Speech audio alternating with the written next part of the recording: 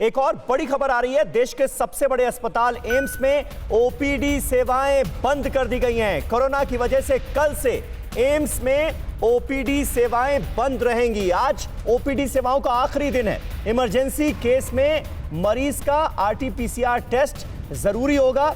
AIIMS प्रशासन ने non Covid treatment कम करने को कहा है और यही वजह है कि कल से ओपीडी सेवाएं बंद की जा रही हैं देश के सबसे बड़े सरकारी अस्पताल दिल्ली के एम्स में।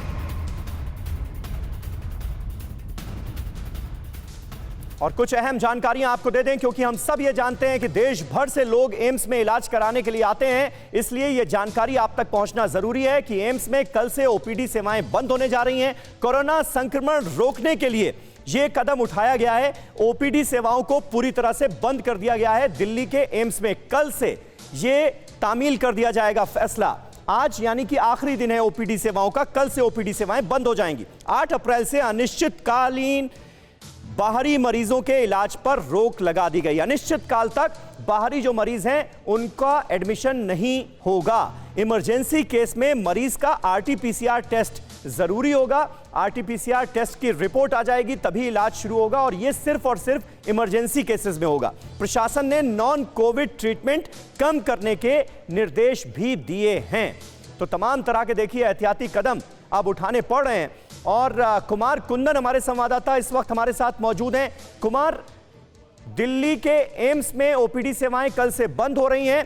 एलएनजेपी अस्पताल जो कि दिल्ली सरकार का हॉस्पिटल है, क्या वहां पर भी यह कदम उठा लिया गया है?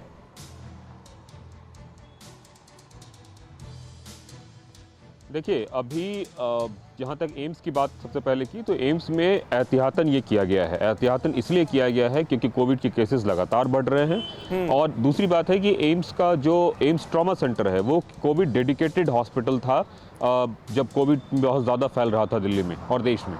तो पहले से ही जो कदम उठाए जाने की बात है उसके तहत एम्स ने ये फैसला लिया है।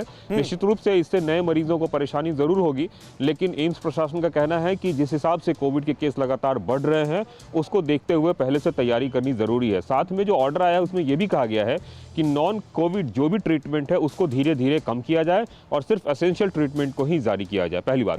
दूसरी बात, जहां तक एलएनजेपी की बात की आपने, तो एलएनजेपी में फिलहाल तो हो रहा है, लेकिन आने वाले दिनों में वहां भी ऐसा ही होने वाला है, इस बात की हमें जानकारी मिली है।